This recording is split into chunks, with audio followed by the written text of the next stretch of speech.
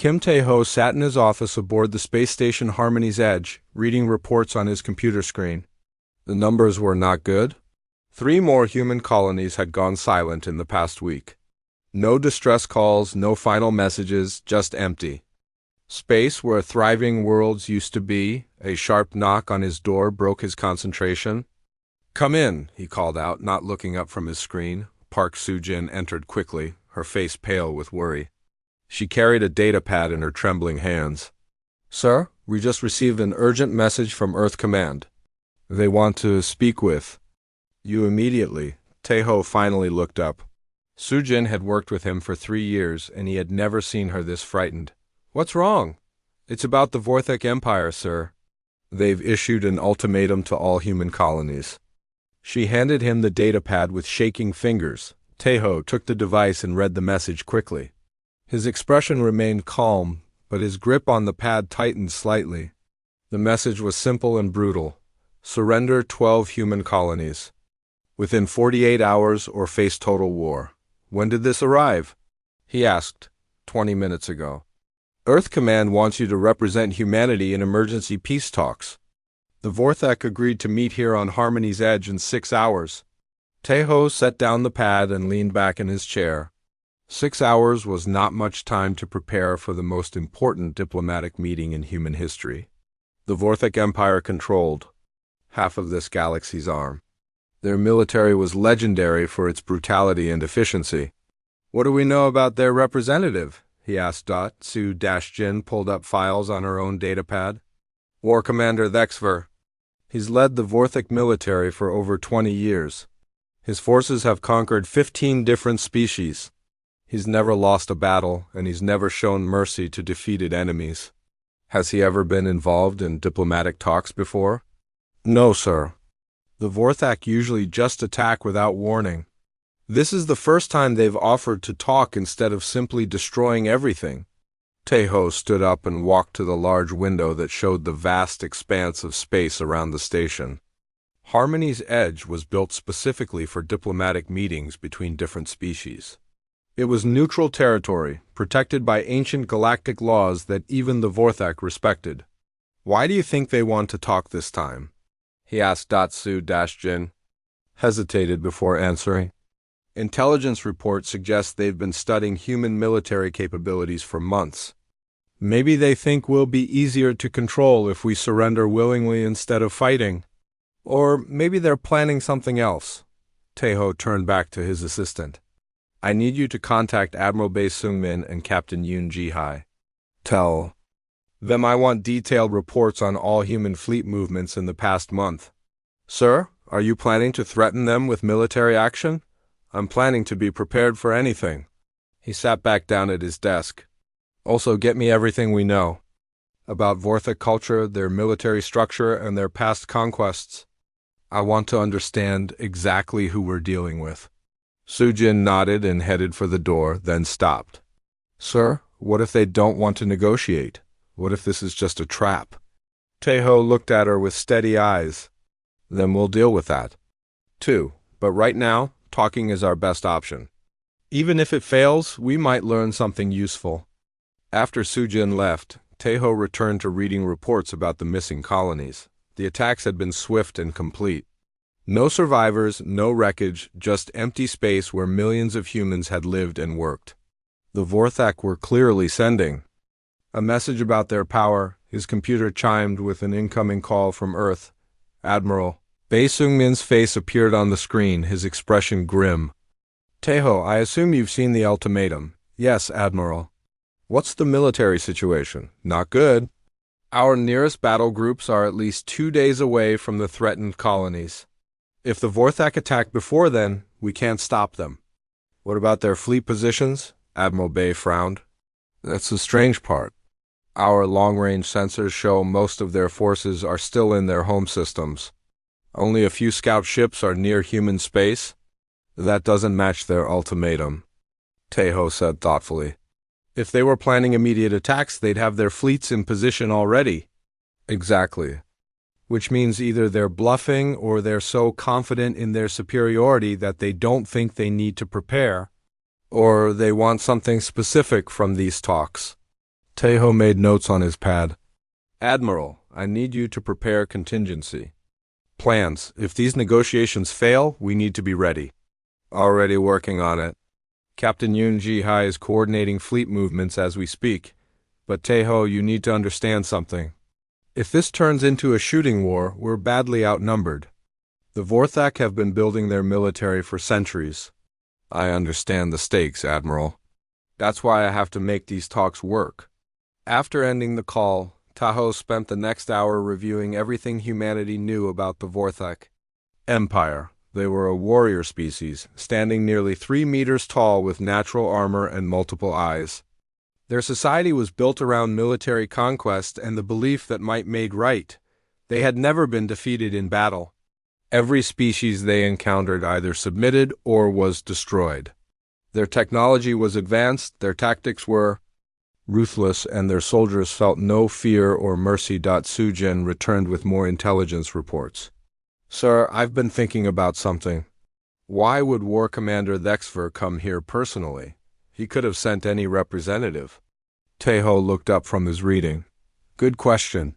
What do you think? Maybe he wants to intimidate us personally. Show us that even their diplomats are military commanders. Make us afraid before the talks even begin. That's possible. Or maybe he's overconfident. He might think this will be easy. What's our strategy going to be? Taeho was quiet for a long moment, thinking. We're going to listen carefully, stay calm, and try to understand what they really want. And we're going to be prepared for anything, even if he tries to intimidate you, especially then. Taeho smiled slightly. Sujin, I've been doing this job for 15 years. I've dealt with angry politicians, aggressive corporate leaders, and hostile alien species. The key to diplomacy isn't being the loudest or the strongest. It's being the smartest. As the hours passed, more reports arrived from human intelligence. Sources: the picture they painted was concerning. Vorthak forces were mobilizing throughout their territory, but not moving toward human space. It was as if they were preparing for something else entirely. Choi Minho, the station's intelligence specialist, arrived with the latest updates. Sir, we've detected unusual communication patterns in Vorthak space. Lots of encrypted messages. Between their military commanders. Any idea what they're discussing? Not yet, but the volume of communications suggests major planning is underway. This isn't just about our colonies. Taeho nodded grimly. The situation was becoming more complex by the hour. Whatever the Vorthak were planning, the ultimatum too. Humanity was just one part of a larger strategy. With 2 hours remaining before the meeting, Taeho began his final preparations. He reviewed diplomatic protocols, studied Vorthak cultural customs, and mentally prepared himself for what might be the most important conversation in human history. The fate of 12 colonies and possibly all of humanity would depend on what happened in the next few hours. But Kim Taeho had never failed a diplomatic mission before, and he didn't plan to start now. The diplomatic chamber on Harmony's Edge was designed to accommodate many different alien species, but as Kim Taeho entered the massive room, he felt very small. The ceiling stretched high above him, at least 30 meters up, with curved walls. That seemed to go on forever. Everything was built on a scale meant to handle the largest known intelligent species in the galaxy. Taeho walked calmly to the human delegation's assigned area. The table and chairs had been adjusted to human size, but they looked tiny compared to the enormous Vorthak section across the room. Their furniture was built for beings 3 times taller than humans, with reinforced surfaces that could support tremendous weight. Park Soo-jin followed closely behind him, carrying datapads and communication equipment. Her eyes kept darting around the vast chamber, clearly nervous about what was coming. The temperature in here is quite cold, she whispered to Taeho as they arranged their materials on the table. I noticed. Probably intentional. Taeho's breath was visible in the chilly air. Many species use environmental discomfort as a psychological weapon during negotiations. Representatives from other alien species were already seated in the observation gallery. Taeho recognized Ambassador Lee Dong-woo from the Terran Trade Consortium, along with delegates from the peaceful Zalani Republic and the merchant-focused Kef Alliance. They all looked worried. Everyone knew that whatever happened here today would affect the balance of power in this entire region of the galaxy. A soft chime indicated that the scheduled meeting time had arrived, but the Vorthic delegation was nowhere to be seen. Taeho checked his watch and settled back in his chair to wait. Sujin fidgeted with her datapad, but Taeho remained perfectly still. 1 hour passed. The other observers began whispering among themselves. Ambassador Lee caught Taeho's eye and gestured toward the empty Vorthac section with a questioning look.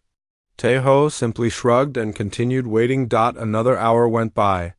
The chamber's environmental systems had been set to Vorthic preferences, making it even colder. Sujin was shivering now, but Taeho showed no signs of discomfort. He had learned long ago that diplomatic patience was often the most important skill a negotiator could possess. "Sir," Sujin whispered, "maybe they're not coming. Maybe this was just a way to humiliate us." "They'll come," Taeho replied quietly. "This kind of delay is a classic intimidation tactic. They want us to feel anxious and off balance before they arrive." As if summoned by his words, the chamber's main doors opened with a deep, resonating sound. The first thing that entered was the smell, a sharp, metallic odor that reminded Taeho of heated steel and ozone. Then came the sound of heavy footsteps, each one echoing through the vast space like thunder. The Vorthic delegation consisted of 6 individuals, but War Commander Thexver was unmistakable even among his own kind. He stood nearly 3 meters tall, his body covered in natural armor plates that gleamed under the chamber's lights. His face was angular and fierce, with 4 eyes arranged in pairs on either side of his skull. Each eye glowed with a faint red light.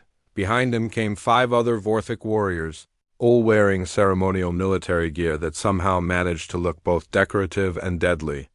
Their weapons were ceremonial too, but Taeho knew they were fully functional. Vorthic military culture didn't recognize the difference between ceremony and combat. Readiness, the alien delegation moved to their section of the chamber with precise, coordinated steps. Every movement was calculated to display their military discipline and physical power. They arranged themselves around their massive table with Thexver at the center, facing directly toward the human delegation. For several long minutes, no one spoke. Thexver's 4 eyes studied Taeho with unconcealed contempt. The war commander's breathing was audible across the chamber, deep, steady, and somehow threatening. His subordinates remained perfectly still, like statues waiting for orders. Taeho met the alien's gaze calmly. He had dealt with intimidation tactics before, though never on quite this scale. The key was to remain relaxed and professional, showing neither fear nor aggression. Finally, Thexver spoke. His voice was deep and resonant, designed by evolution to carry across battlefields and strike fear into enemies. "So, the humans send a small, weak creature to speak for their entire species." The translation system in the chamber rendered his words into perfect human English, but somehow couldn't completely remove the menacing tone. Several of the observers in the gallery shifted nervously in their seats. "I am Kim Taeho, diplomatic representative of the Human Colonial Federation," Taeho replied in a calm, steady voice. "Thank you for agreeing to meet with us, War Commander." "Thexver, I did not agree to anything," Thexver rumbled. "I came here to deliver terms to a defeated species. The only question is whether you are intelligent enough to accept them." Sujin's hand tightened on her datapad, but Taeho remained completely relaxed. "I understand you have concerns about human expansion in this region. Perhaps we can discuss ways to address those concerns that benefit both our peoples." Thexver made a sound that might have been laughter, but it sounded more like grinding metal. "Benefits? You speak as if you have something to offer. Your species controls barely 50 star systems. The Vorthic Empire spans thousands. Size isn't everything in diplomacy, War Commander. Sometimes smaller groups can be more flexible and creative in finding solutions." "Solutions?" Thexver leaned forward, his massive frame making the reinforced furniture creak. "The solution is simple. You will surrender the 12 colonies we have designated. Your people will relocate to systems we approve. In return, we will allow your species to continue existing." The bluntness of the statement sent a chill through the chamber that had nothing to do with the cold temperature. Ambassador Li looked pale, and even the usually stoic Zalani delegate appeared shaken. "That's quite a significant request," Tejo said mildly. "Those colonies represent the homes of over 50 million human civilians. Surely there are alternatives we could explore." "There are no alternatives," Vexver's voice boomed through. "The chamber. Your species has expanded into space that rightfully belongs to the Vorthek Empire. You will withdraw or you will be removed." "I see. And what makes you believe those systems belong to your empire?" "Most of them were uninhabited when human colonists arrived." Vexver's eyes flared brighter. "They belong to us because we are strong enough to take them. That is the only law that matters in this galaxy. The strong rule, the weak serve or die." Tejo nodded thoughtfully as if considering this philosophy. "An interesting perspective, War Commander. I can see how that approach has served your people." "Well, in the past, it has served us perfectly. Every species we have encountered has learned this truth. Those who accepted it quickly were allowed to serve us. Those who resisted were eliminated. And you believe humans will follow the same pattern?" "I know they will. Your military is primitive. Your technology is inferior. Your soldiers are weak and undisciplined. You have no choice but to submit." Sujin made a small sound of protest, but Tejo gestured for her to remain quiet. "You seem very confident in your assessment of human capabilities." "War Commander, confidence?" Vexver stood up to his full height, towering over the human delegation even from across the chamber. "I have studied your species extensively. I know exactly what you are capable of, and it is pathetically little." "Well then, you certainly seem to have done your homework. I appreciate thorough preparation." The War Commander's casual dismissal of the insult seemed to confuse Vexver slightly. He had clearly expected fear, anger, or at least some kind of defensive response. Instead, the human diplomat was treating their conversation like a normal business meeting. "You have 46 hours remaining," Vexver announced. "Use them wisely. Begin evacuating the designated colonies immediately. Any delay will be considered an act of war."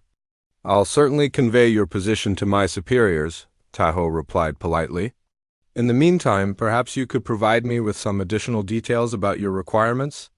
I want to make sure I understand your position completely." 4. The first time since entering the chamber, Vexver looked genuinely puzzled. This was clearly not how he had expected the conversation to go. War Commander Vexver's confusion lasted only a moment before his expression hardened into something even more threatening. His 4 eyes focused on Kim Tae-ho with renewed intensity, and his natural armor plates shifted slightly, a sign of agitation that Tae-ho recognized from his cultural briefings. "You want details?" Vexver's voice dropped to a low growl that seemed to vibrate through the chamber floor. "Very well. Allow me to educate you about the reality of your situation."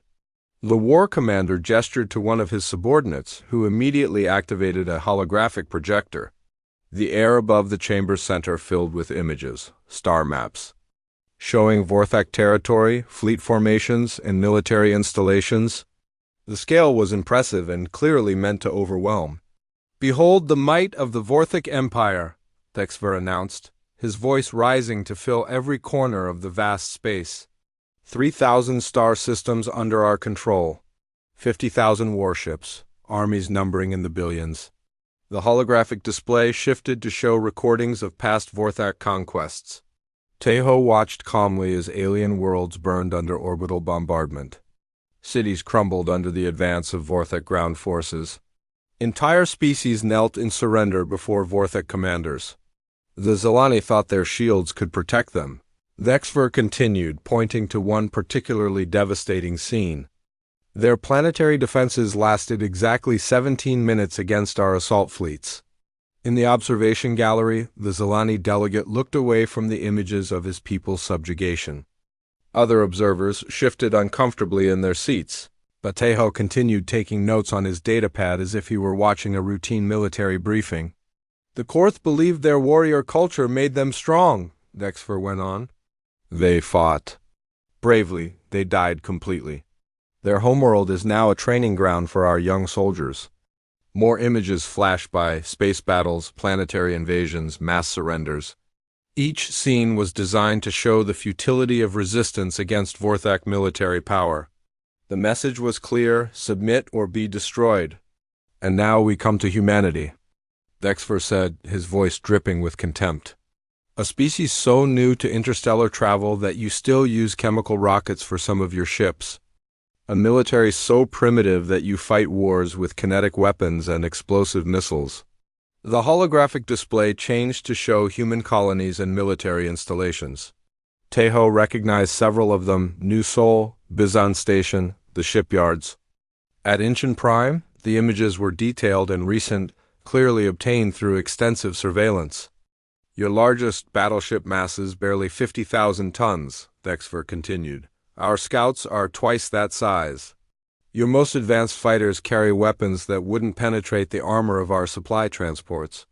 Sujin gripped her datapad tighter, her knuckles white with tension. The technical specifications being displayed were accurate, and they painted a grim picture of human military capabilities compared to the Vorthak war machine. Your ground forces are even more pathetic. The war commander went on, clearly enjoying himself now. Soft, weak creatures who require breathing apparatus on most worlds. Soldiers who panic when separated from their units. Warriors who show mercy to defeated enemies. The display now showed human military exercises and combat footage from recent conflicts. Tejo had to admit the Vorthak intelligence gathering was impressive. They seemed to know as much about human capabilities as human commanders did. But perhaps, Dexfer said, his voice becoming almost conversational, you believe your allies will help you? Let me show you how that worked out for others. New images appeared, alien fleets being systematically destroyed, coalition forces breaking apart under Vorthak assault, desperate diplomatic missions ending in failure. The message was clear: no one could stand against the Vorthak Empire, and no one would risk themselves to help those who tried. The Terran Trade Consortium has already indicated they will not interfere in this matter, Dexfer added, glancing toward Ambassador Lee in the gallery. Lee's face remained carefully neutral, but he didn't deny the statement. After nearly an hour of this demonstration, Dexfer finally turned off the holographic display and walked around his massive table. He approached the human delegations section of the chamber, his heavy footsteps echoing ominously. Now, do you understand? He asked, looming over Tejo's much smaller form. Your species faces a choice that isn't really a choice at all. Submit to our terms or watch your colonies burn. Up close, the war commander was even more intimidating. His natural armor caught and reflected the chamber's lights, making him seem to glow with inner fire. His breathing was deep and regular, like a predator savoring the moment before striking. Each of his 4 eyes studied Tejo from a different angle, creating an unsettling sense of being completely observed. 45 hours and 37 minutes remain, Dexfer said, checking a device on his wrist. I suggest you spend them wisely. Thank you for the comprehensive briefing, Tejo replied politely, still taking notes. You've clearly put a lot of effort into understanding human capabilities. I appreciate that level of preparation. Dexver's eyes flared with surprise and irritation. You appreciate preparation? Did you not understand what I just showed you? Your species is about to be crushed, and you're thanking me for intelligence gathering? Well, yes. Good intelligence is the foundation of any successful military or diplomatic operation. It shows you take this matter seriously. The war commander leaned closer, bringing his massive frame within arm's reach of the human diplomat. His natural weapons, claws, spines, and armored ridges were clearly visible and obviously functional. The smell of heated metal grew stronger.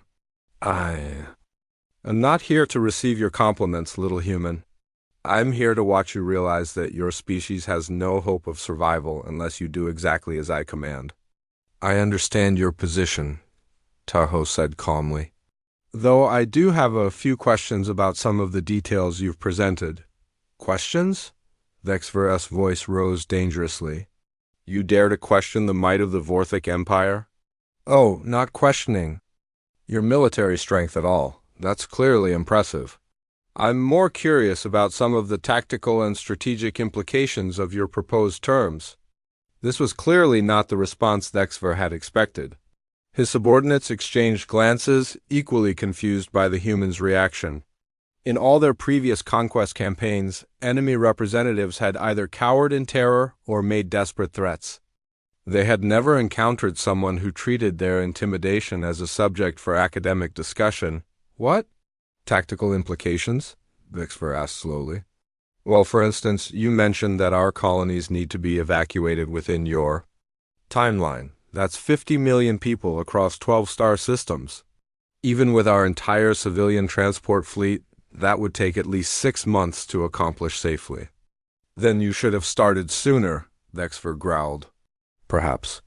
But I'm sure you understand the logistical challenges involved. Food distribution, temporary housing, medical care for the displaced populations. It's quite complex. Thexver straightened up, his intimidating posture faltering slightly. That is not my concern. Find a way to make it work. Of course. I'm just trying to understand whether you've considered these practical aspects of your requirements. After all, if the evacuation process breaks down due to poor planning, it could create complications for both our peoples. The war commander stared at Tejo for a long moment, clearly struggling to process this unexpected turn in the conversation. He had come here to terrorize a human representative into immediate submission. Instead, he found himself discussing evacuation logistics, as if they were planning a collaborative project. There will be no complications, he finally said, but his voice lacked some of its earlier confidence. You will comply with our terms or face the consequences. Absolutely. I just want to make sure we understand the full scope of what's being asked. Could you perhaps provide some additional details about your timeline and requirements? For the first time since entering the chamber, War Commander Thexver looked genuinely uncertain about how to proceed. Kim Tejo continued writing notes on his datapad, seemingly oblivious to War Commander Thexver's growing confusion. The massive alien warrior stood frozen beside the human delegation's table, uncertain how to respond to this unexpected diplomatic approach. I hope you don't mind, Tejo said pleasantly, but I'd like to clarify a few points for my report to Earth Command. When you mention that our military technology is primitive, are you referring specifically to our weapon systems, or does that include our defensive capabilities as well? Thexver's 4 eyes blinked in sequence, a sign of bewilderment that Tejo recognized from his cultural studies. Your entire military structure is primitive. Weapons, defenses, tactics, strategy, everything, I see. And this assessment is based on the intelligence data you've gathered over the past few months? We have been observing your species for over a year, Thexver replied automatically, then seemed to realize he had revealed more information than intended. A full year? That's quite thorough. I'm impressed by your patience and attention to detail, Tejo made another note. Could you help me understand the scope of your surveillance? I assume you've monitored our major military installations and fleet movements? We have monitored everything, Thexver said, some of his earlier confidence returning. Every ship, every base, every soldier. We know more about your capabilities than your own commanders do. Excellent. That level of intelligence should make any transition much smoother. Tejo looked up from his notes with genuine interest. I don't suppose you'd be willing to share some of that data? It might help us comply with your requirements more efficiently. The war commander stared at him in disbelief. You want us to give you our intelligence reports about your own military? Well, when you put it that way, it does sound a bit odd, Tejo admitted with a slight smile. But if you know more about our capabilities than we do, that information could be quite valuable for planning purposes. Park Soo-jin, who had been watching this exchange with growing amazement, suddenly straightened in her chair. A soft chime from her communication device indicated an incoming message. She glanced at the display, then leaned over to whisper in Tejo's ear. Sir, Choi Min-ho is requesting permission to join the meeting. He says he has important intelligence updates. Of course, please ask him to come in. Dexver watched this brief conference with suspicion. Who is this Minho? I was not informed of additional human representatives. Troy Minho is our intelligence specialist here on Harmony's Edge. I thought you might appreciate meeting someone who shares your interest in thorough information gathering. The chamber's side door opened, and Troy Minho entered carrying several data pads and a portable holographic projector. He was a thin, scholarly-looking man who seemed even smaller than usual in the vast space. He bowed respectfully to the Vorthik delegation before joining the human team. War Commander Dexver, Tejo said formally. May I present Troy Minho, our Regional Intelligence Coordinator? Minho bowed again. It's an honor to meet such a distinguished military leader, War Commander. Your reputation for strategic brilliance is well known throughout this sector. Dexver's posture straightened slightly at the compliment, though he remained wary. What intelligence updates could a human possibly have that would interest me? Oh, probably nothing that would surprise someone with your extensive knowledge, Minho replied humbly. But Mr. Tejo asked me to prepare some background information that might be relevant to our discussions.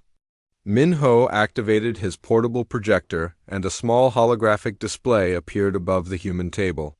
Unlike Dexver's impressive galaxy-spanning presentation, this one showed simple charts and graphs. These are just basic reports about human colonial populations, resource production, and economic data, Minho explained.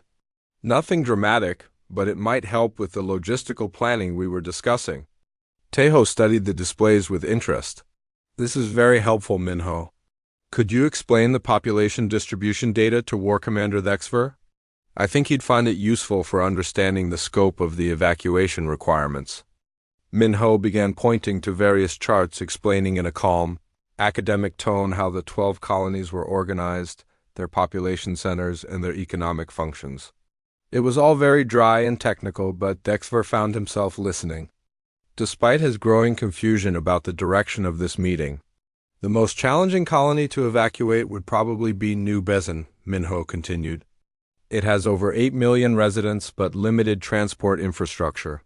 The process would take at least 4 months even under optimal conditions. 4 months? Dexver interrupted. That is far longer than acceptable. Yes, it does present challenges, Tejo agreed thoughtfully. Minho, do we have any data on alternative approaches? Perhaps temporary location centers that could accelerate the process? Actually, sir, I do have some information about that. Minho switched to a different display, but it's quite technical. I'm not sure War Commander Dexver would be interested in the details. On the contrary, Dexver said, surprising himself. Continue. As Minho droned on about logistics and population management, something strange began happening in the chamber.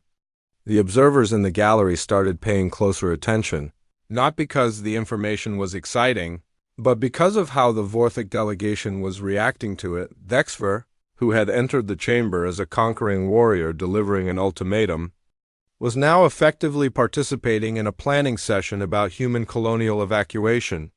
His subordinates looked increasingly bewildered as their commander asked technical questions and sought clarification on various points. This temporary housing capacity seems insufficient, Dexver observed, studying one of Minho's charts. Yes, that's always been a concern, Tejo replied. We've never had to relocate populations on this scale before. It's quite a complex undertaking. What about using orbital facilities as temporary quarters? That's an interesting suggestion. Minho, do we have data on orbital housing capacity in nearby systems? As the discussion continued, Ambassador Lee in the observation gallery began to look deeply troubled. He had expected to witness either a human surrender or a dramatic diplomatic confrontation. Instead, he was watching what appeared to be a collaborative, problem-solving session. The other observers seemed equally confused. The Zilani delegate kept glancing between the human and Vorthik representatives, clearly trying to understand what was happening. Even Dexver's own subordinates appeared uncertain about their commander's behavior. After nearly an hour of technical discussion, Tejo finally set down his datapad and looked directly at the war commander. This has been extremely helpful. War Commander Thexver, your insights into the logistical challenges are quite valuable. Thexver blinked his 4 eyes in sequence again, suddenly realizing what had just happened. I was not providing insights. I was explaining your obligations under our ultimatum. Of course. And I appreciate how thoroughly you've thought through the practical implications. It shows real strategic thinking. This is not strategic thinking. Thexver's voice boomed suddenly, making several observers jump. This is conquest. You will surrender the colonies because I command it, not because we have worked out convenient logistics. Absolutely, Tejo agreed calmly. I understand that this is not a negotiation. You've made your requirements clear, and we need to comply, or face the consequences. The war commander stared at him suspiciously. Then why are we discussing evacuation procedures as if they were optional? Oh, they're not optional at all. But since compliance is required, I thought we might as well make the process as efficient as possible. After all, poorly managed evacuations could create complications that neither of our peoples would want to deal with.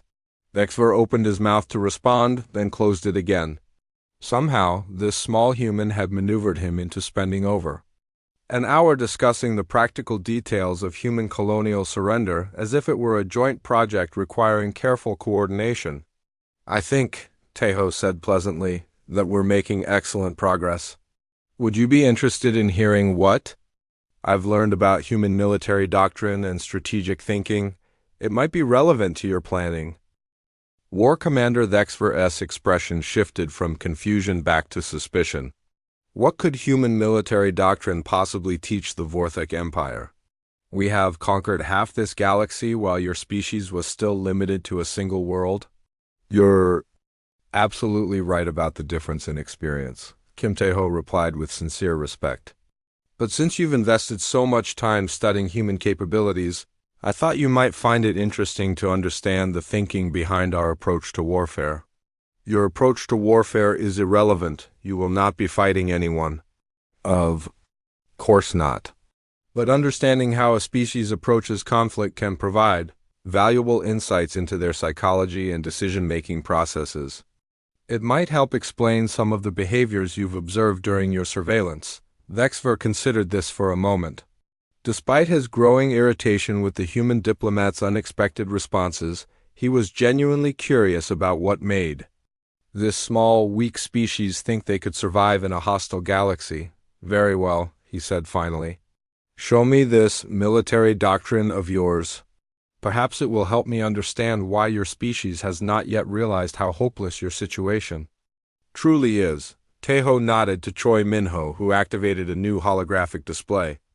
Unlike the technical charts from before, this one showed images from Earth's history, ancient battlefields, medieval sieges, and industrial age conflicts.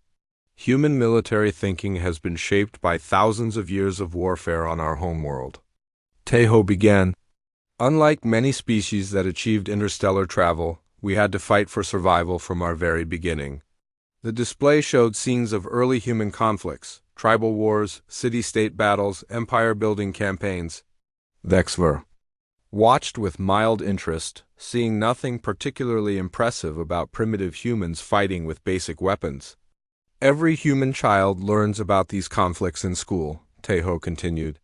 Not because we glorify war, but because they taught us important lessons about survival and adaptation. What lessons could primitive warfare teach about modern conflict?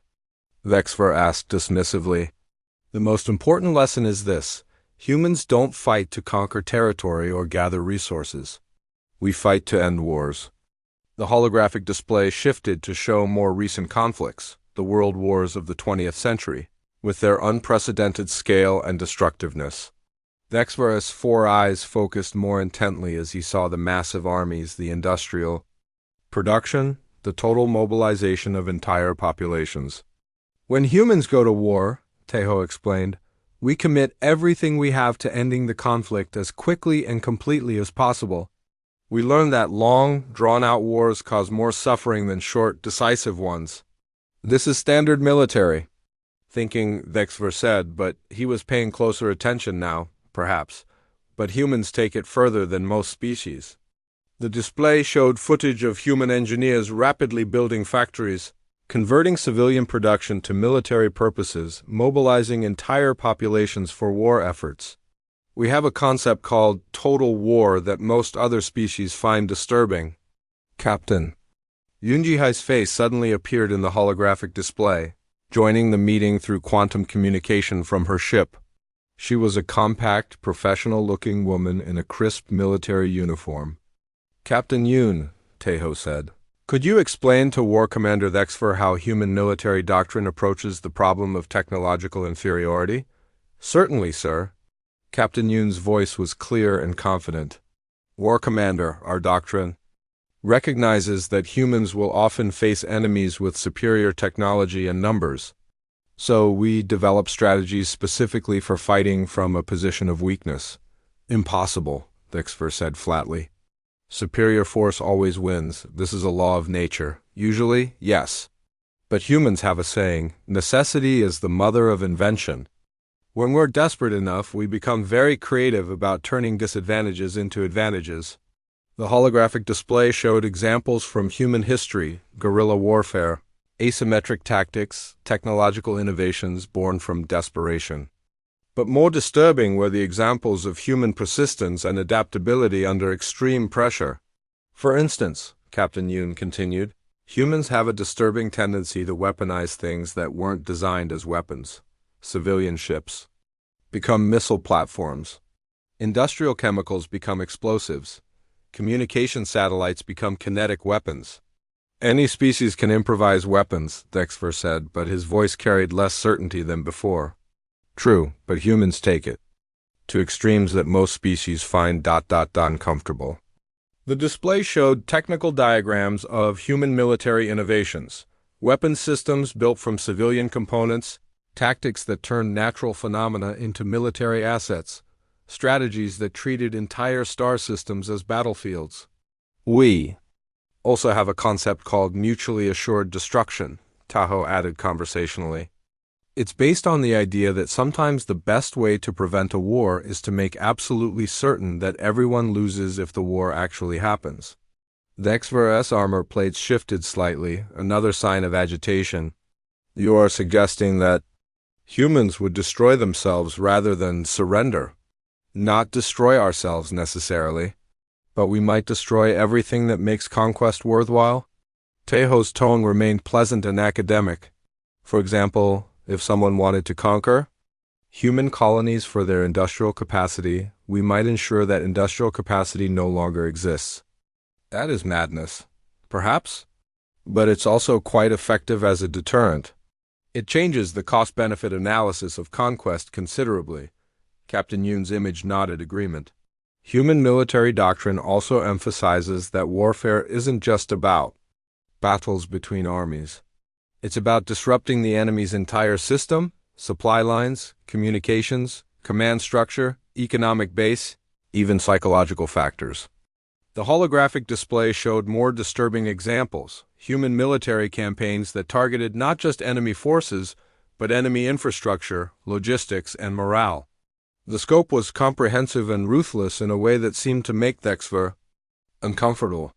Additionally, Captain Yun continued, humans have a unique approach to military intelligence. We assume that every enemy is studying us, so we make sure they learn exactly what we want them to learn. Meaning what? Thexver asked sharply. Meaning that sometimes the intelligence an enemy gathers is designed to mislead them about our true capabilities and intentions. For the first time since entering the chamber, Thexver looked genuinely uncertain. Are you suggesting that the intelligence we gathered about human military capabilities is deliberately false? Oh, I'm sure your intelligence is completely accurate, Teho said reassuringly. Captain Yun is just explaining general principles of human military thinking. But Thexver was no longer listening to the reassurance. His mind was racing through the implications of what he had just heard. If humans were capable of the kind of strategic deception the captain had described, then how could he be certain that any of his intelligence was reliable? There's one more aspect of human military doctrine that might interest you, Teho said. We have extensive experience fighting enemies who are larger, stronger, and more numerous than we are. In fact, that's been our specialty throughout history. The holographic display showed more examples, smaller human forces defeating larger ones through superior tactics, better information, and sheer persistence. The pattern was consistent and unsettling.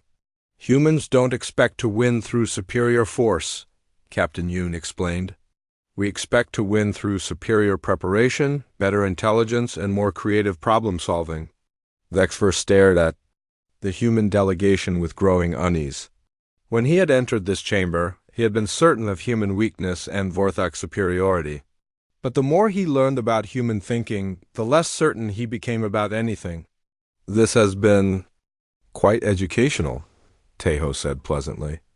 "I hope it helps explain some of the behaviors you observed during your surveillance of human activities." "What behaviors?" Vexfer asked, though he wasn't sure he wanted to know the answer. "Well, for instance, did you notice any unusual patterns in human fleet movements over the past few months?" War Commander Vexfer felt a cold sensation that had nothing to do with the chamber's temperature. "What do you mean by unusual patterns?" he asked slowly. Kim Taeho gestured to Choi Minho, who activated a new set of holographic displays.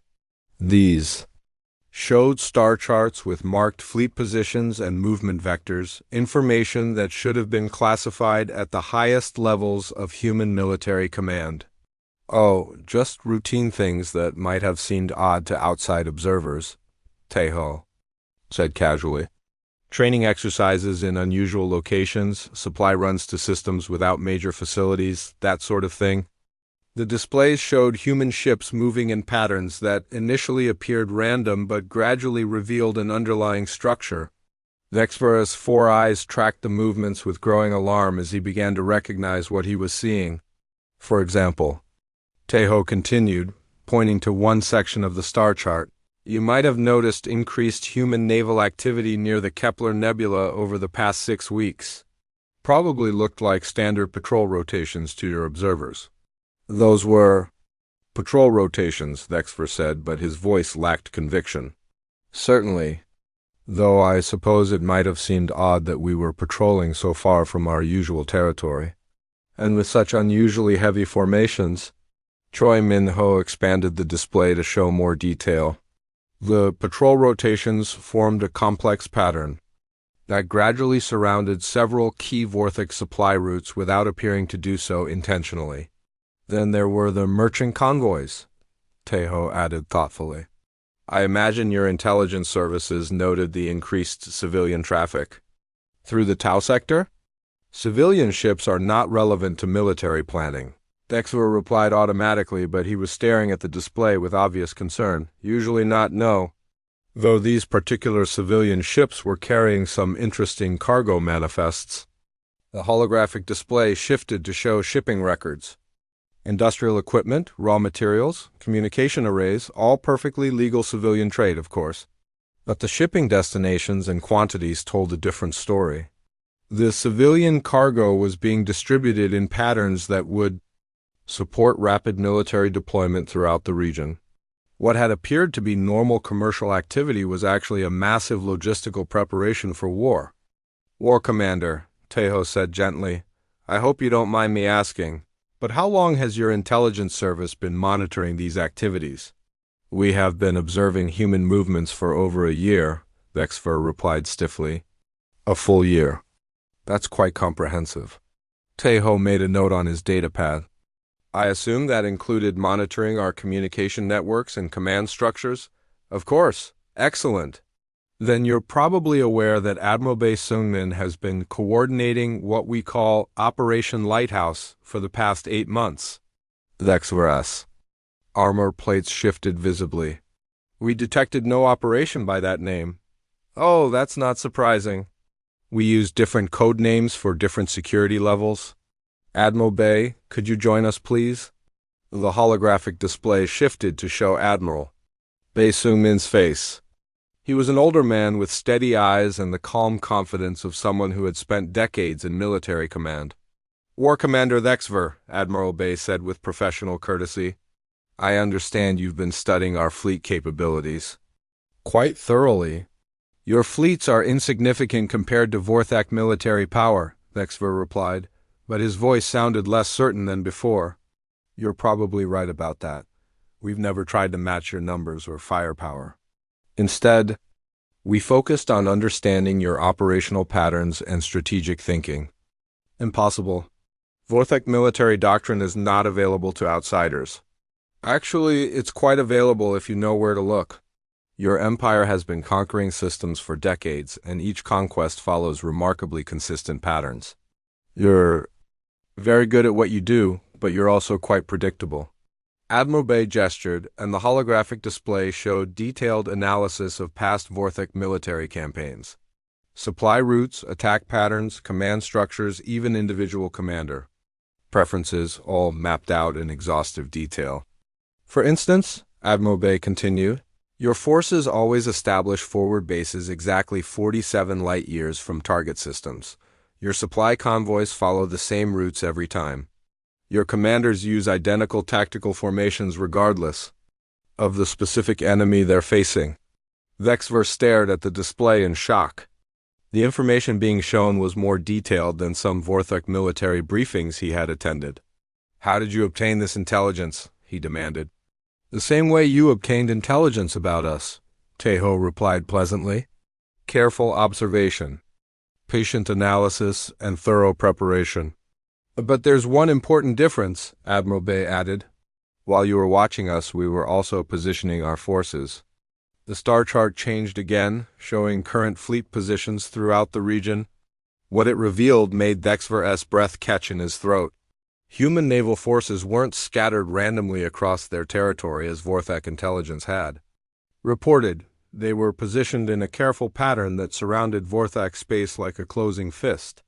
This is impossible, Vexver whispered. Our sensors would have detected major fleet movements. They did detect movements, Admiral Bay confirmed. But apparently your analysts interpreted them as routine patrol activities, training exercises, and merchant shipping, which from a certain perspective they were. You're lying. Human ships cannot move through space without our knowledge. You're absolutely right. We couldn't hide large fleet movements from your sensors, so we didn't try to hide them. We just made them look like something else. Captain Yoon's voice joined the conversation from the communication link. War Commander, every training exercise you observed was actually a fleet redeployment. Every merchant convoy was carrying military supplies. Every patrol rotation was a tactical positioning maneuver. The displays continued showing the true scope of human military preparation. What had appeared to be scattered, routine activities was actually a coordinated campaign that had been developing for months while Vorthak intelligence remained completely unaware. But your fleets are still smaller than ours, Vexver said. Desperately, numbers matter in warfare. Usually, yes, Admiral Bay agreed. But we're not planning to fight a conventional war. What do you mean? We studied your supply lines, your communication networks, your command structures. We know exactly how your military operates, and we know how to disrupt it completely. The holographic display shifted to show Vorthak infrastructure throughout their empire supply depots, communication relays, command centers, even the orbital facilities around their homeworlds. Each location was marked with detailed intelligence about its vulnerabilities and strategic importance. War Commander, Teho said quietly, while you were planning to intimidate us into surrender, we were preparing to end your empire's ability to wage war. You cannot destroy the Vorthak Empire. We don't want to destroy your empire. We want to prevent it from destroying anyone else. Teho's tone remained calm and reasonable. The strategy is called surgical disruption. We remove your ability to project military power without necessarily harming your civilian population. That's still an act of war. Actually, Teho replied, checking his notes, according to galactic law, positioning defensive forces within your own territory is perfectly legal. We haven't crossed into Vorthak space or threatened any of your systems. But you just said? You're surrounding us. We're positioning our forces to defend human territory. If that happens to limit your ability to expand further, well, that's just a side effect. Vexver stared at the human delegation in growing horror as he finally understood what had happened.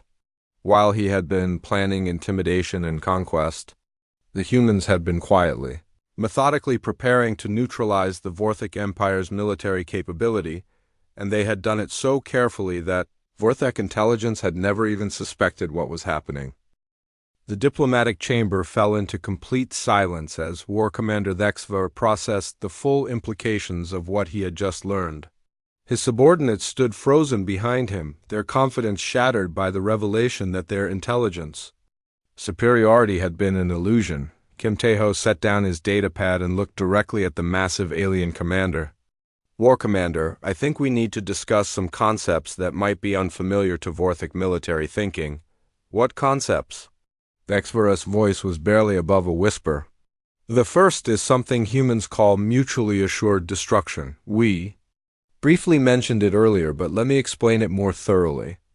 Tae-ho gestured to the holographic display, which now showed both human and Vorthik military positions throughout the region.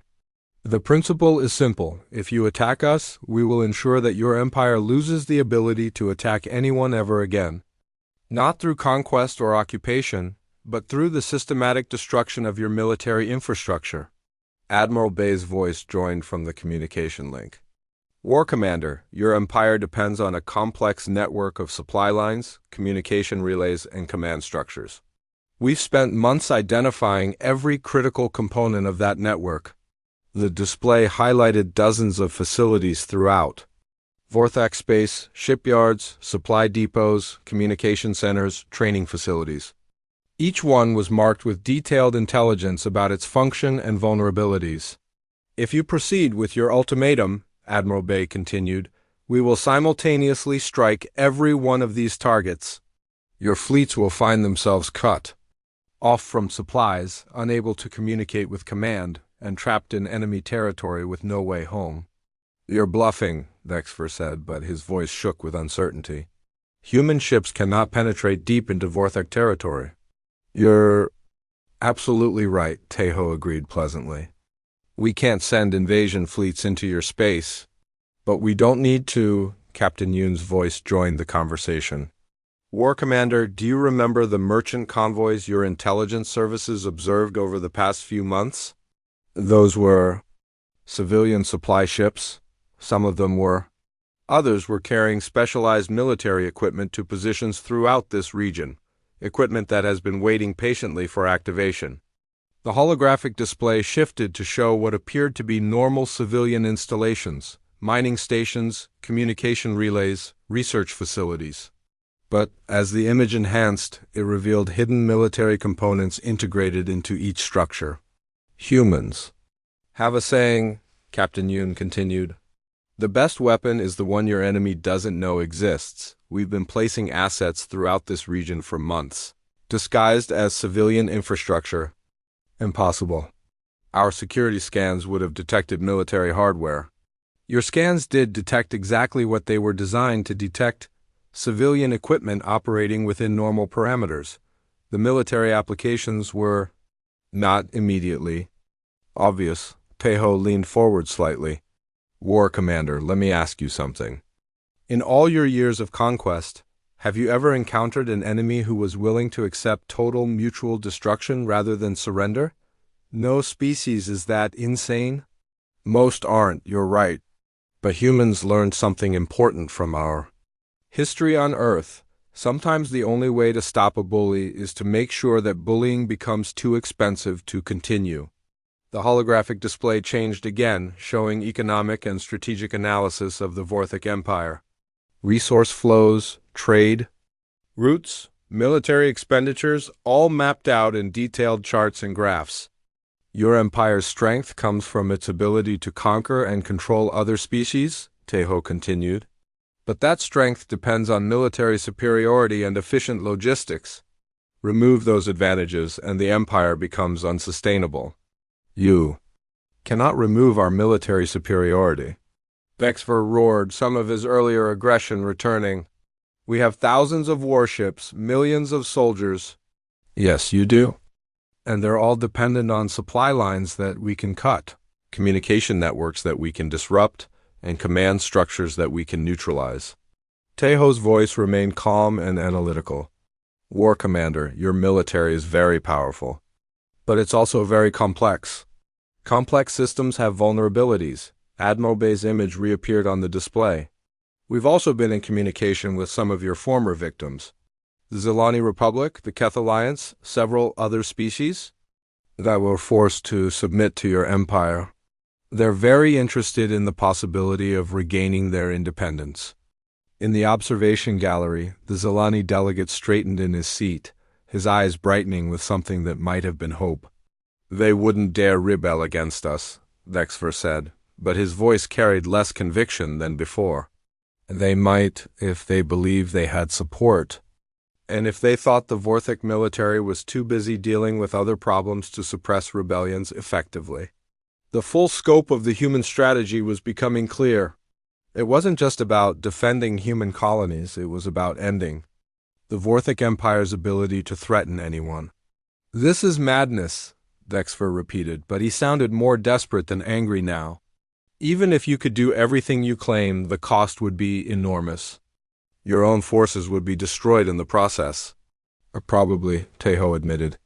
That's why we call it mutually assured destruction. Everyone loses. But here's the important difference between our species. War Commander, humans are willing to lose everything to prevent others from being enslaved. That is not rational behavior. Perhaps not. But it's very human behavior. Tejo smiled slightly. We've had to develop strategies for fighting stronger enemies. Because we've never been the strongest species on our own world. We learned that. Sometimes the best way to win is to make sure your opponent can't afford to fight.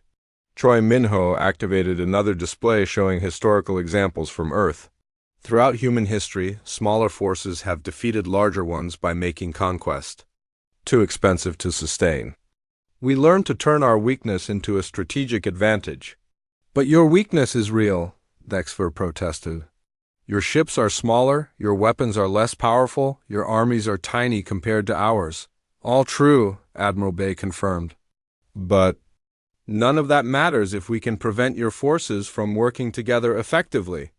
1,000-ship fleet is just 1,000 individual targets if they can't communicate or coordinate their actions. The holographic display showed tactical simulations of what would happen if Vorthak forces found themselves cut off from their supply lines and command structure. Even superior technology couldn't overcome the chaos of being stranded in hostile territory without support. War Commander, Tejo said gently, I want you to consider something. Right now, your empire is strong and successful, your people are secure and prosperous. Your military is feared throughout the galaxy. Yes, that is why you must surrender to us. But if you proceed with your ultimatum, all of that ends? Win or lose, your empire will be crippled by the cost of the war. Your military will be scattered and weakened. Your economy will be disrupted. Your people will suffer. Tejo paused to let this sink in before continuing. Is forcing 12 human colonies to relocate really worth destroying everything your people have built over centuries? For the first time since entering the chamber, War Commander Vexfer looked genuinely uncertain about his course of action. The intimidation that had seemed so simple and straightforward had become a complex, strategic nightmare with no clear path to victory. You are asking me to abandon our rightful expansion, he said finally. I'm asking you to consider whether that expansion is worth the cost, Tejo replied. Because the price has just become much higher than you anticipated. War Commander Vexfer stood motionless for several long minutes, his four eyes staring at the holographic displays that showed the complete failure of his intelligence gathering and strategic planning.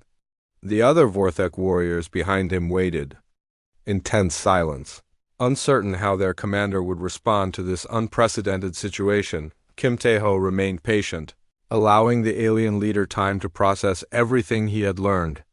The observers in the gallery watched with fascination as the balance of power in the chamber shifted completely from what anyone had expected when the meeting began. Finally, Vexfer spoke, his voice low and dangerous. You think you are very clever, little human? You think your tricks and deceptions make you superior to the Vorthak Empire? Not superior, War Commander. Just better prepared for this particular situation. But you have made one critical error in your calculations, Dexfer continued, his natural armor plates beginning to shift and extend. You assume that Vorthic warriors care about costs and consequences. You assume we think like merchants and politicians. Teho felt a chill of warning but kept his expression calm. I assume you care about the welfare of your people and the survival of your empire. The welfare of the Vorthak people requires the elimination of threats to our dominance. Vexver's voice rose to a roar that echoed through the vast chamber. And the greatest threat is any species that dares to believe it can stand against us. The war commander's subordinates began moving, spreading out behind their leader in a formation that looked suspiciously like preparation for combat. Park Soo-jin grabbed Taeho's arm in alarm, but he gently removed her hand and remained seated. War Commander, Taeho said calmly, I understand that this situation is frustrating for you. Perhaps we should take a break to allow everyone to consider. No! Vexver slammed one massive fist onto the Vorthek table, making the reinforced furniture crack. Under the impact. There will be no consideration. There will be no negotiation. You will surrender immediately, or I will show you what happens to species that dare to threaten the Vorthek Empire. The chamber's atmosphere grew thick with tension. In the observation gallery, delegates from other species began quietly moving toward the exits. Ambassador Lee caught Taeho's eye and gestured urgently toward the door, but the human diplomat shook his head slightly. I'm afraid immediate surrender isn't possible, Taeho replied reasonably. As we discussed, the logistics of evacuating 50 million people require... Enough! Dexver exploded, his control finally snapping completely. I am done listening to your pathetic excuses and clever words. The massive alien commander stepped around his table and strode toward the human delegation, his natural weapons extending fully. His claws gleamed under the chamber's lights, and his armor plates had shifted into a configuration that clearly indicated combat readiness. War Commander, Taeho said, rising slowly from his chair, I must remind you that this is neutral diplomatic territory. Any act of violence here would violate galactic law and galactic law? Vexver snarled, now only a few meters away from the human delegation. The only law is the law of strength, and I will demonstrate that law right now. Choi. Minho scrambled backward, knocking over his portable holographic projector. Park Soo-jin reached for the emergency communication device on their table. But Dexver was moving too quickly. The war commander lunged forward with terrifying speed, his massive claws reaching for Taeho's throat. For a creature of his size, his movement was remarkably quick and precise. But Taeho didn't try to dodge or run. Instead, he stood perfectly still and spoke two quiet words into his collar communicator. Code 7. Instantly, the chamber filled with armed security personnel. They emerged from concealed positions throughout the room, moving with professional efficiency.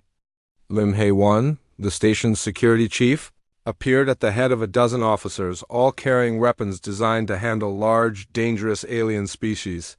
Stand down. Security Chief Lim commanded, her voice carrying the absolute authority of someone accustomed to being obeyed instantly. Dexver found himself surrounded by humans pointing various weapons at him, but his rage was too complete for rational thought. He completed his attack, his claws slashing toward Taeho's face.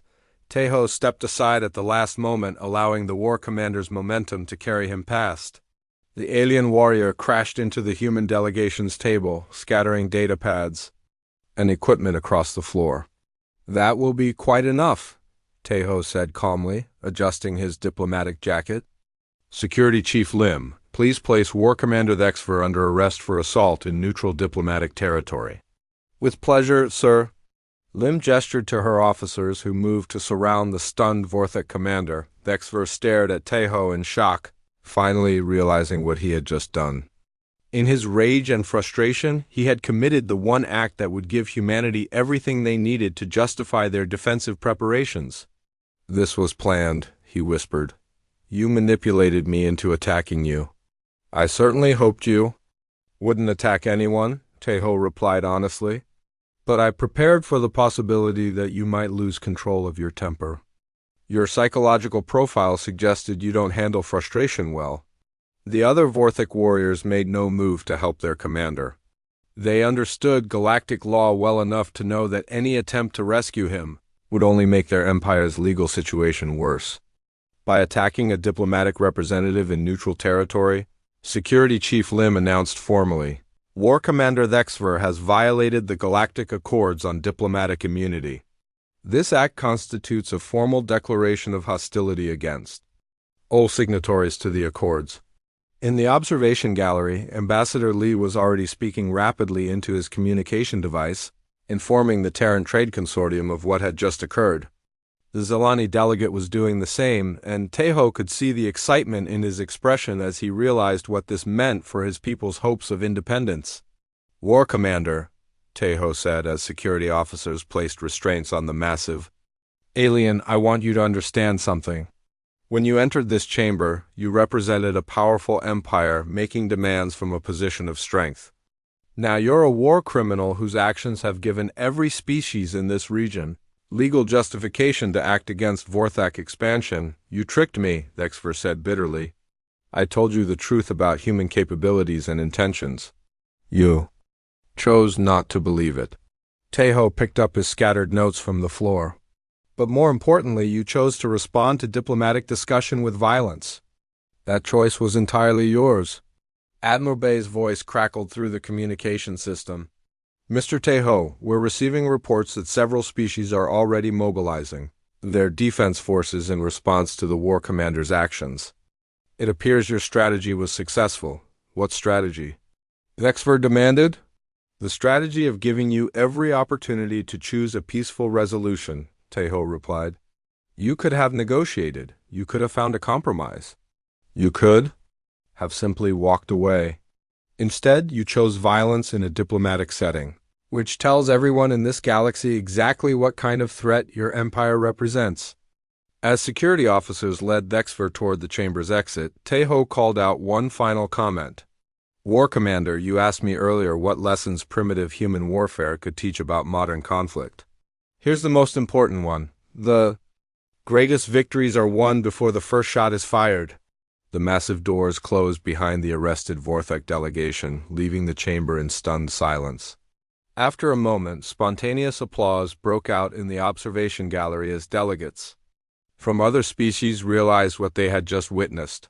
Park Soo-jin stared at her boss in amazement. Sir, did you really plan all of this? Plan is a strong word, Teho replied, straightening his diplomatic jacket. But I prepared for various possibilities. The best diplomacy is like the best warfare. You win by making your opponent defeat themselves. Troy Minho was gathering up the scattered equipment. What happens now, sir? Now the real work begins. Teho looked out at the observation gallery, where representatives from dozens of species were engaged in animated discussions. War Commander Thexver came here to intimidate one human diplomat. Instead, he's given us the legal and moral authority to end his empire's expansion forever. And if the Vorthic Empire retaliates for his arrest? Teho smiled slightly. Then they'll discover that humans are very good at turning other people's mistakes into our own advantages. It's one of our most useful diplomatic skills. The intimidation that was supposed to force human surrender had instead created the conditions for the Vorthic Empire's strategic defeat. And it had all happened because one alien warrior had made the fatal mistake of believing that size and strength were more important than patience and preparation. In the end, that mistake would cost him everything.